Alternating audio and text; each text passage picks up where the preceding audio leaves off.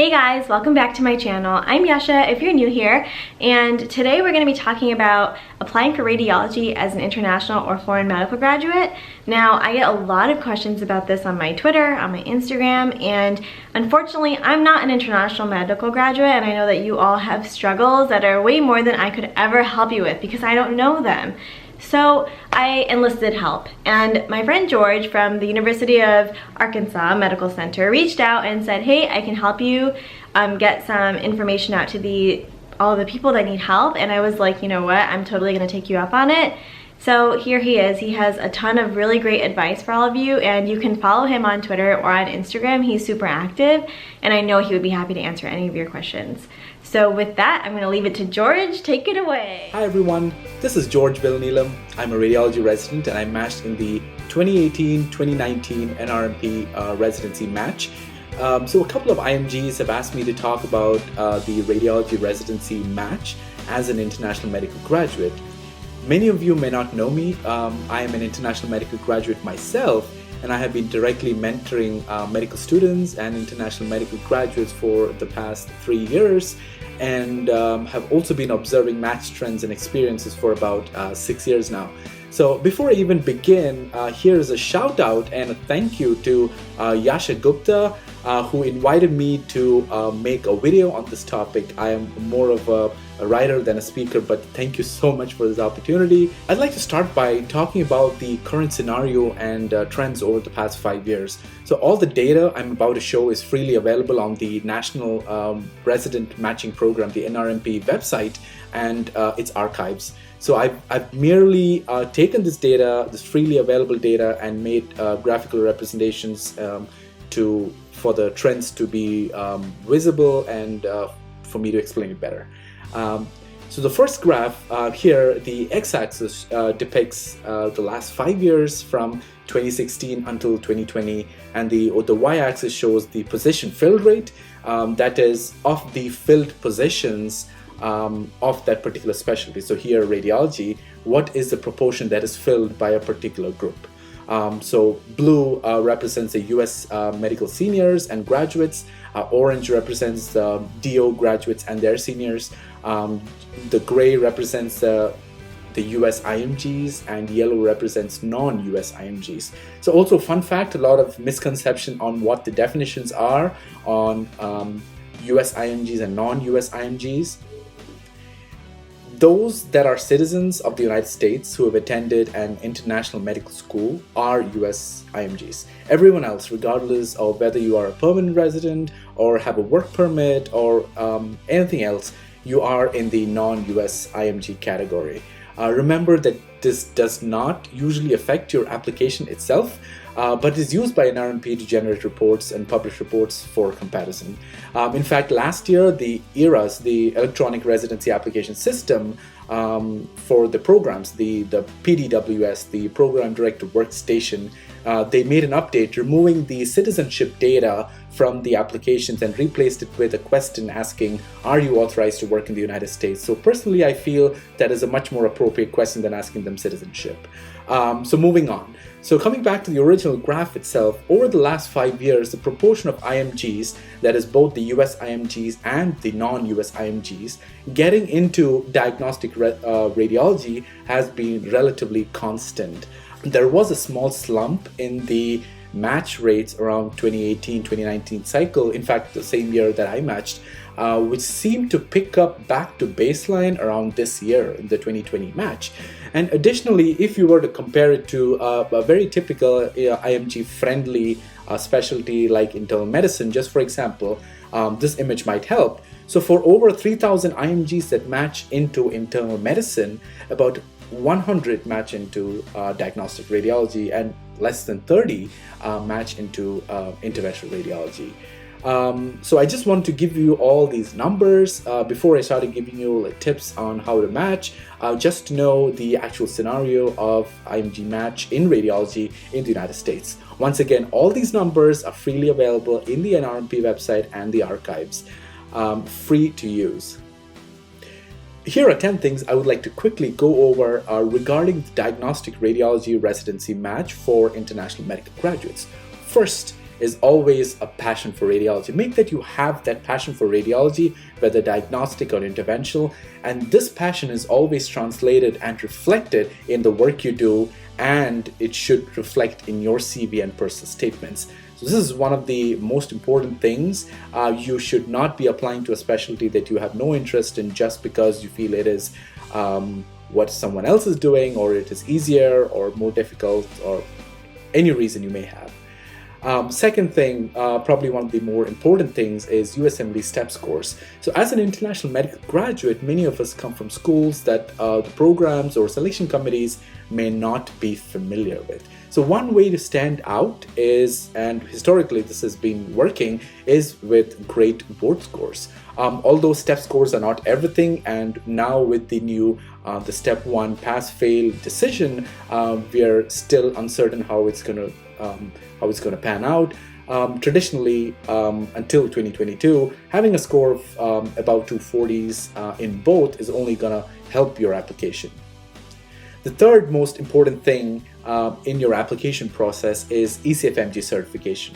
Remember that the complete application is a filter that program director workstations have, and part of having that complete application is your ECFMG certificate. You don't need to have the hard copy, you just need to be certified. So being certified means you need to have your Step 1, Step 2 CK and CS all done before the application season, and your credentials verified from your medical school. Only then do you get ECFMG certified. And it is always recommended to apply with your ECFMG certificate so that you're not filtered out of application processes. Yes, it might be a hindrance for those who are just graduating, for medical students who graduate in March or May and they apply in September. Yes, it is a problem, but when programs see your year of graduation as something in the future, then it might not be much of a problem. The fourth important thing is rotations in the United States. There might be some of you who know that they want to do radiology right from medical school or even before medical school, and they make plans and attend student electives in radiology and other subspecialties here in the United States, and that will help them get at least 2 or 3 electives of at least 1 month each, and that will help you get letters of recommendation, strong letters of recommendation here in the United States. But if you are someone like me who decided to do radiology after med school or late into med school, you can still apply for observerships because you're not eligible for student electives anymore.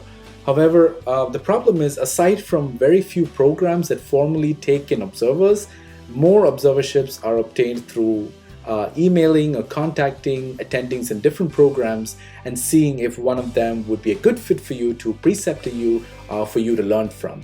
Unfortunately, that is the only method available right now for rotations for international medical graduates. Number 5, research in the United States. Yes, it's very helpful, but also it is a very big limitation for those without financial resources. So in situations like these, having home country research in your CV may help obtain some paid postdoc positions in the United States. And the advantage of research lies not only in the productivity part. So productivity, yes, you get publications, presentations, abstracts. These are quantifiable. These can be put into your CV. These express how much commitment you have to your specialty and how much you like radiology or your work.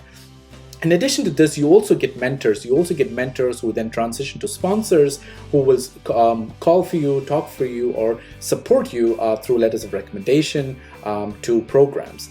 You also learn a lot about collaboration. Collaboration, it's immensely helpful and important.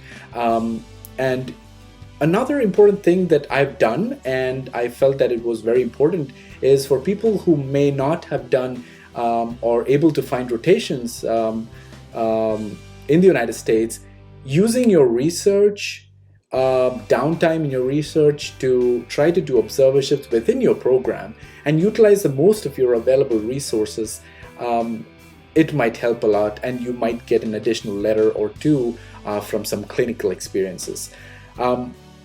That being said, I would definitely recommend going into research only after you've completed your STEP exams. Knowing where you are in your USMLE journey is very important. Do not jump into research or anything that you want to volunteer right very early on in your USMLE preparation. Because if a program is going to sponsor you a visa and bring you here in the United States for dedicated research, I would want to give my all to that position, and I cannot do it if I'm studying for exams. Number 6, letters of recommendation. So many have asked me, are US letters important? Unfortunately, they are. It's mostly because of the cohort of applicants with you. Most of the applicants with you have those letters of recommendation from the United States. For example, years ago, Step 3 was not a norm for IMGs, but in the last 3 years, almost everybody is applying with a Step 3 in their application, even though it's not required at all. So coming back to letters, yes, having a US letter is beneficial, and having 4 letters is the best, but have no less than 3, because less than 3 is considered an incomplete application. Remember, complete application, again, we have something called the complete application filter, so you would want to pass that filter by having at least 3 letters of recommendation. Next question is whether you should be having a waived or an unwaived letter of recommendation. As a rule, always have a waived letter of recommendation. By waived, meaning you waive your rights to see the LOR. When you waive your rights, you're likely to have a more stronger letter, and it makes more impact to the application or the selection committee who is reading your application. The next question I get is, do I need a home country letter of recommendation, or can I use a home country letter of recommendation? So as a rule, I always say that if you have done a home country residency, yes, use a home country letter of recommendation from your program director in your residency program. Or if you're a very recent graduate who graduated maybe 1 or 2 years ago, then yes, why not? Use a letter of recommendation from your home country program or medical school. Otherwise, always use, as much as possible, use US LORs and make sure your LORs are strong. At the end of the rotation, you can always ask your preceptor if they're comfortable writing a strong letter for you, because a generic letter might hurt you.